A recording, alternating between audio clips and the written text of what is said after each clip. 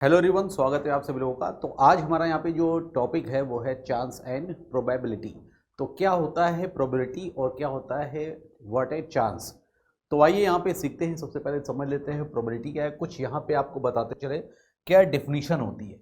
अगर हम बात करें व्हाट इज प्रोबेबिलिटी, तो probability denotes the possibility of the outcome of any random events. The meaning of this term is to check the extent to which any event is likely to happen. जैसे कि आपको पता है कि क्या संभावना है, यानी क्या प्रोबेबिलिटी है, क्या चांस है। जैसे आपने कॉइन आपने या टॉस किया, तो कॉइन को जब आपने टॉस किया है तो उसमें आपको ये पता करना है कि हेड आने की प्रोबेबिलिटी क्या है या टेल आने की प्रोबेबिलिटी क्या है। तो अगर इसमें आउटकम के बारे में पता हो, जैसे कि आपने टॉस किया तो या तो हेड होगा या तो टेल होगा। तो टोटल आउटकम की बात करें तो हेड और टेल मिलके हो गया 2।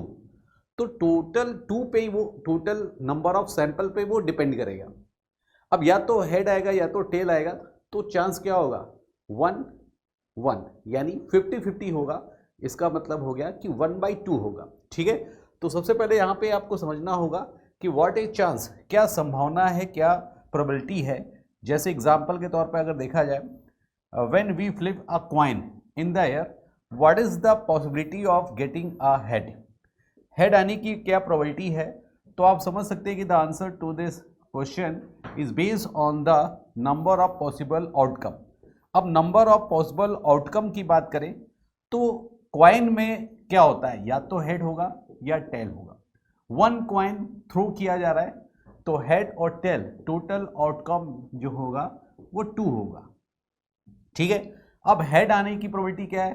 अगर हेड आएगा तो एक ही चांस है 1, और टोटल अगर आउटकम से अगर आप डिवाइड करेंगे नंबर ऑफ सैंपल से तो 1/2 होगा। अगर हम इसको परसेंटेज में चेंज करें तो हाफ का मतलब भी होता है 50%।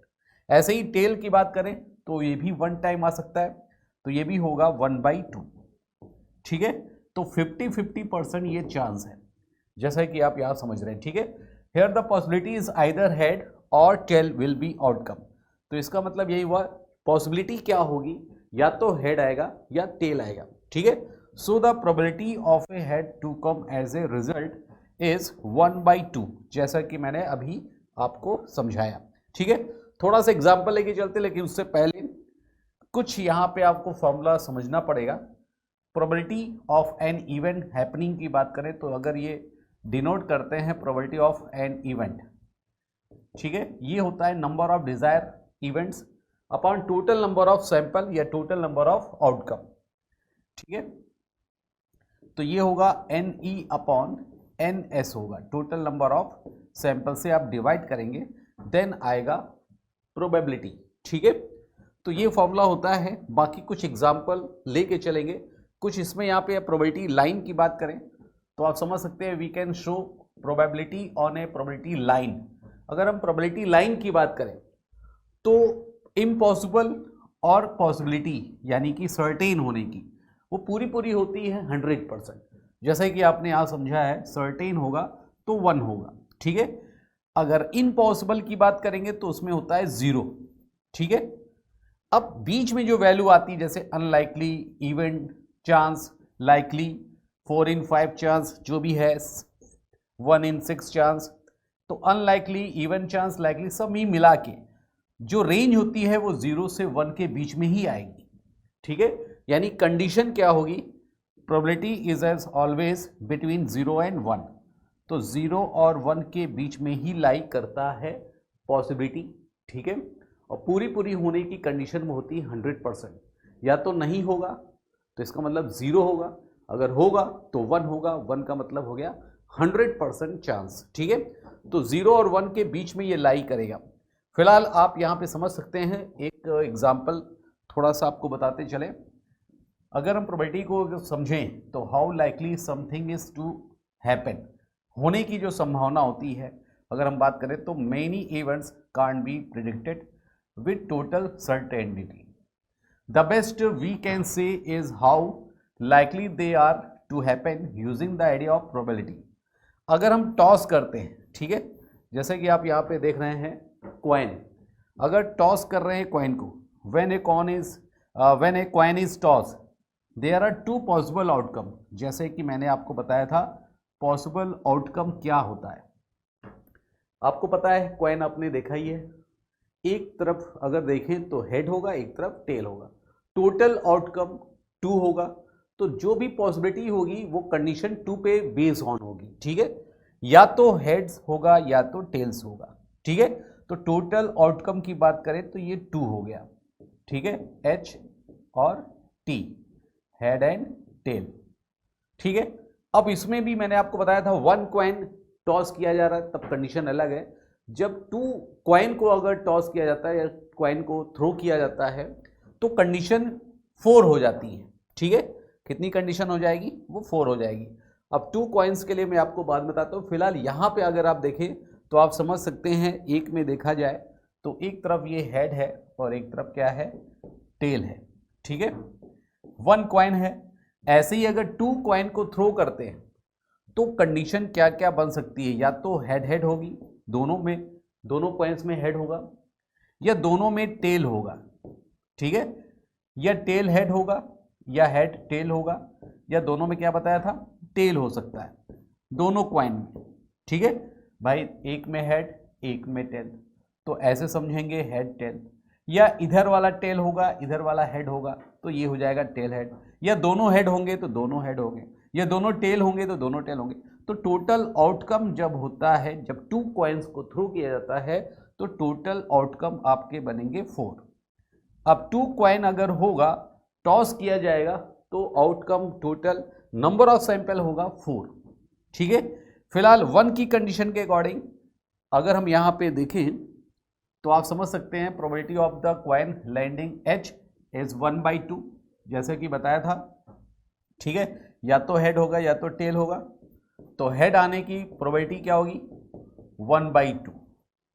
The probability of the coin landing T यानी कि टेल आने की कंडीशन, तो ये भी चांस क्या होगा? 1/2 यानी 1/2, ठीक है। तो आई होप आपको इतनी बात समझ में आ गई है। कुछ टाइप और भी होते हैं कॉइन के अलावा। एक होता है लूडो का पासा यानी कि डाइस। जब डाइस को आप थ्रो करते हैं तो खुद ही जब आप खेलते हैं लूडो तो उसमें खुद ही कहते हैं कि 6 आ जाए, 6 आ जाए, यानी आप ऐसी कंडीशन को, पॉसिबिलिटी को बना रहे हैं कि 6 आ जाए। कंडीशन अगर आप बना रहे हैं तो एक तरीके से संभावना है, हो सकता है 6 आ जाए फर्स्ट चांस में ही, लेकिन कभी कभी ऐसा होता है कि 6 आता ही नहीं। तो क्या क्या पॉसिबिलिटी है जब एक डाइस को थ्रो किया जाता है? 1 डाइस की कंडीशन की बात करें तो थ्रोइंग डाइस आपको पता ही है क्यूब शेप में होता है, 6 डॉट, जैसे कि आप देख सकते हैं 6 है, 1 है, 2 है। तो when a single die is thrown there are 6 possible outcome होगा, यानी मैक्सिमम या पॉसिबल आउटकम होगा 1 2 3 4 5 6। कहने का मतलब क्या होगा? या तो 1 आएगा या 2 आएगा या 3 आएगा या 4 होगा या 5 होगा या 6 होगा, ठीक है। डाइस अगर आपको पता ही है तो इसमें आपको स्क्वायर के शेप में जो होता है इसके अकॉर्डिंग अगर आप देखेंगे तो जो डॉट बना होता है 2, तो फेस पे 2 बन रहा है तो आपको जानना पड़ेगा फेस कितनी होती है इसकी? 6 फेस होती है।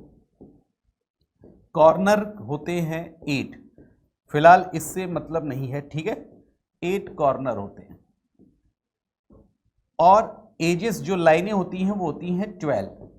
कितनी होती हैं? 12 एज होती है। मेन होता है यहाँ पे फेस मतलब कितना? जिसपे जो प्रिंट होता है लूडो के डाइस में, जैसे 1 2 3 4 5 और 6, तो 6 फेस होते हैं इसलिए 6 आता है। 1 डॉट 2 डॉट 3 डॉट ऐसे ही 6 डॉट होते हैं, इसलिए यहाँ पे टोटल आउटकम जो होगा वो 6 ही होगा, या टोटल नंबर ऑफ सैंपल जो होगा वो 6 ही होगा, ठीक है। अगर हमें यहाँ पे बताना है the probability of any one of them is, यानी कोई भी नंबर आने की कंडीशन या पॉसिबिलिटी या संभावना, तो 1 ही है। अगर 1 आ जाए, अगर आप कहते हैं कि 6 आ जाए तो 6 एक ही बार आ सकता है, तो 6 1 टाइम है, तो ये होगा 1। और टोटल जो आउटकम या नंबर ऑफ सैंपल होता है 6, तो ये हो जाएगा 1/6।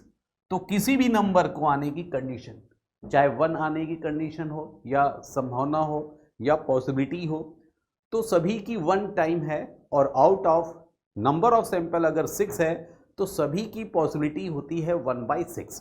ठीक है, जैसे कि यहां पे आप समझ रहे होंगे any one of them is 1/6, 1/6 होती है। ठीक है, अब देखिए अगर कहा जाए 2 आने की कंडीशन तो भी 1/6, 4 आने की कंडीशन या पॉसिबिलिटी तो भी 1/6, या 1 के अलावा अगर 6 या 5 कोई भी नंबर हो, किसी भी पॉसिबिलिटी आने की जो कंडीशन होती है वो 1/6 ही होती है। अब इसमें ही एक और एग्जांपल आपको बताते चलें, जैसे 1 2 3 4 5, ठीक है, 1 डाइस ही थ्रो किया जा रहा है, 1 2 3 4 5 6 नंबर, यानी टोटल आउटकम है आपके पास 6। ठीक है, अगर आपसे कहा जाए 1 डाइस थ्रो किया जा रहा है, 1 डाइस, तो इवन नंबर आने की प्रोबेबिलिटी क्या है? इवन नंबर, यानी जो भी डाइस थ्रो कर रहे हैं उसमें इवन नंबर आए। अब आपको जानना जरूरी होता है कि इवन नंबर होता क्या है। जैसे कि ऐसे नेचुरल नंबर जो 2 से डिवाइड हो जाए, जैसे 2 4 6। ठीक है, अब अगर हम बात करते हैं 1 2 3 4 5 6, जब 6 ही नंबर आता है तो आपको इसी में से ही चूज करना पड़ेगा, क्योंकि इसके अलावा कोई भी चांस नहीं है। तो इवन नंबर आप इसमें चूज करेंगे तो 2 होगा, 4 होगा या 6 होगा। तो कंडीशन कितने नंबर आ रहे हैं? 1 2 3, 3 नंबर तो हैं 2 4 6, जो कि है इवन नंबर। अब इवन नंबर की अगर हम पॉसिबिलिटीज की बात करें तो ये होता है 3 आउट ऑफ टोटल आउटकम की बात करेंगे, नंबर ऑफ सैंपल्स होता है 6। अगर हम इसको डिवाइड करेंगे तो ये आ जाएगा 1/2, यानी पॉसिबिलिटी क्या आ जाएगी? 1/2 होगी, क्योंकि इवन नंबर क्या क्या है? 2 है, 4 है और 6 है। ऐसे ही अगर हम ऑड नंबर की बात करेंगे तो ऑड नंबर की भी पॉसिबिलिटी देखिए क्या है, जिसमें 1 3 और 5 है। ये भी तो क्या है? 3 ही नंबर तो है, 1 3 5 कितने हो गए? 1 2 3, 3 नंबर ही आ रहे हैं, तो भी पॉसिबिलिटीज क्या होगी? 3/6 मीन्स 1/2, ये होगा आपकी प्रोबेबिलिटी। ठीक है, अब आप ऐसे भी समझ सकते हैं कि 1 से लेकर 6 तक अगर इवन नंबर आने की कंडीशन क्या है, तो आपको थोड़ा सा इसके अलावा भी आपको समझना पड़ेगा। जैसे 1 से लेकर 6 नंबर की हम बात करें तो आधे होते हैं इवन नंबर और आधे क्या होते हैं? Odd number. जब हाफ होते हैं इवन नंबर, हाफ होते हैं ऑड नंबर 1 से लेकर 6 तक, तो प्रोबेबिलिटी यानी कि पॉसिबिलिटी या कह सकते हैं जो आपका चांस है इवन नंबर आने की कंडीशन भी हाफ होगी, यानी 1/2 होगी। ठीक है, यानी 1/2 होगी इवन नंबर आने की कंडीशन और 1/2 भी होगी ऑड नंबर आने की पॉसिबिलिटी, क्योंकि half even half odd number होते हैं। ठीक है, तो आई होप आपको समझ में आ गया होगा। अब एक और भी यहाँ पे इसमें हम ऐड करते हैं, आउटकम्स अ पॉसिबल रिजल्ट। ठीक है, example 6 is one of the outcome of a throw of a dice. कहने का मतलब है 6 क्या है? Is one of the outcome of a throw of a dice. अगर हम एक डाइस को थ्रो करते हैं तो टोटल आउटकम 6 ही होगा। ठीक है, 6 is one of the outcomes of a throw of a dice, या 6 आने की कंडीशन या क्या होगा? अब पॉसिबल रिजल्ट जो आएगा वो 6 आएगा। कहने का मतलब क्या हो गया? जो आउटकम आ रहा है 6 आने की, तो वो ओनली 1 ही है, वन ऑफ द आउटकम, यानी 6 आने की कंडीशन एक ही चांस है, एक ही बार आ सकता है, इसलिए इसका 1 होगा टोटल आउटकम में। ठीक है, तो इसको भी कह सकते हैं 1/6। बात समझ में आ गई? कोई भी नंबर हो। चलिए एक और भी देख समझते हैं। अगर हम बात करते हैं थ्रोइंग ए डाइस, अगर हम डाइस को थ्रो करते हैं, there are 6 different sample point in that sample space. तो ये आपको समझना पड़ेगा। अगर आपने डाइस को देखा है तो सैंपल पॉइंट बहुत ज़रूरी होता है, क्योंकि इसके जो डिफरेंट जो सैंपल जो पॉइंट होंगे वो क्या क्या पॉसिबल हो सकता है। तो सैंपल स्पेस टोटल आपके पास 6 ही हैं, 1 2 3 4 5 6, और सैंपल पॉइंट जो होता है वो डिपेंड करता है कि किसमें इसमें डॉट में कितने हैं। जैसे 1 आया, ये 2 आया, या 3 आएगा, या 4 आएगा या 5 आएगा या 6 आएगा। बात समझ में आ गई। तो ये होता है सैंपल पॉइंट, और सैंपल स्पेस क्या होता है, टोटल नंबर ऑफ आउटकम। ठीक है, इतनी बात समझ में आ गई। तो कंडीशन यहाँ पे 6 चांस होगा, इसलिए टोटल नंबर ऑफ सैंपल जो होगा या स्पेस होगा वो 6 होगा। ऐसे ही अगर आपको कुछ क्वेश्चन इसमें करना है तो आप इसको समझ सकते हैं, एग्जाम्पल लिया जाए, the chance of rolling a 4 with a die, यानी कि एक डाइस को जब थ्रो किया जाता है तो 4 आने की पॉसिबिलिटी क्या है, 4। तो आपको पता ही है कि अगर 4 आएगा तो एक ही चांस तो होगा, क्योंकि 1 डाइस थ्रो किया जा रहा है तो 4 यानी 4 एक ही बार तो आता है, इसलिए इसकी प्रोबेबिलिटी क्या होगी, 4 1 टाइम है, इसलिए 4 आउट ऑफ टोटल देखा जाए तो 6, तो ये होगा 1/6। क्या होगी ये प्रोबेबिलिटी, यानी 1 2 3 4 5 6। अगर हम आपसे कहें कि 4 आने की पॉसिबिलिटी, तो 4 तो एक ही बार आ रहा है ना, तो एक ही चांस है तो 1 होगा, आउट ऑफ टोटल क्या होगा, 6 नंबर है तो 6 होगा, तो 1/6 होगा। जैसे कि यहाँ पे देख सकते हैं, number of ways it can happen 1, there is only 1 face with a 4 on it. ठीक है, total number of outcome 6, there are 6 faces all together. तो 6 फेसेस होते हैं, जैसे कि आपको पता ही है। तो टोटल अगर हम आउटकम या नंबर ऑफ सैंपल्स की बात करेंगे तो आएगा यहाँ पे 6। ठीक है, तो आई होप आपको इतनी बात समझ में आ गई। अब हम चलते हैं, जल्दी से देखते हैं, कुछ बताते हैं कार्ड के बारे में। तो प्लेइंग कार्ड आपको पता ही है, प्लेइंग कार्ड की बात करें तो टोटल अगर नंबर ऑफ कार्ड की बात करें 52, ये हो गया आपका रेड और ये हो गया आपका ब्लैक। ठीक है, 26 और फिर इसको 2 पार्ट में आपने डिवाइड कर दिया। रेड में क्या होता है, डायमंड। ठीक है, डायमंड मतलब जैसे कि आपको पता है ईंट का पत्ता। ठीक है, और होता है हार्ट यानी पान। रेड में 2 टाइप के डिवाइड होंगे कार्ड में, जिसमें होगा डायमंड एंड हार्ट। सेकंड जो ब्लैक होता है ये भी 2 पार्ट में डिवाइड होगा। इसमें भी अगर आप डिवाइड करेंगे तो एक क्या होगा, स्पेड, और एक होगा क्लब। ठीक है, अब स्पेड की बात करें तो स्पेड में अगर ब्लैक है तो ब्लैक कलर का आपने देखा होगा कि उल्टा अगर यहां पे देखा जाए, ये होता है क्लब जिसे आप कहते हैं चिड़ी, और एक होता है हुकुम जिसे कहा जाता है। ठीक है,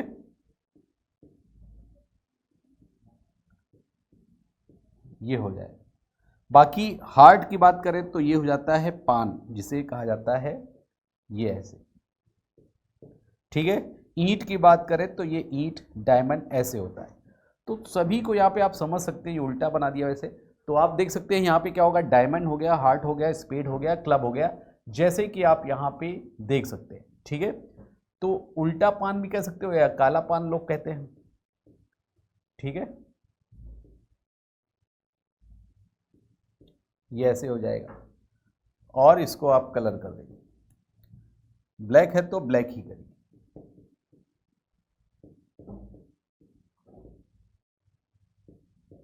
ठीक है, तो ऐसे ये क्लासिफिकेशन इसके बारे में मालूम होगा, तभी आप इसके बारे में अच्छी तरीके से पॉसिबिलिटी बता सकते हैं। ठीक है, तो इतनी बात आपको समझ में आ गई होगी, डायमंड, हार्ट, स्पेड और क्लब।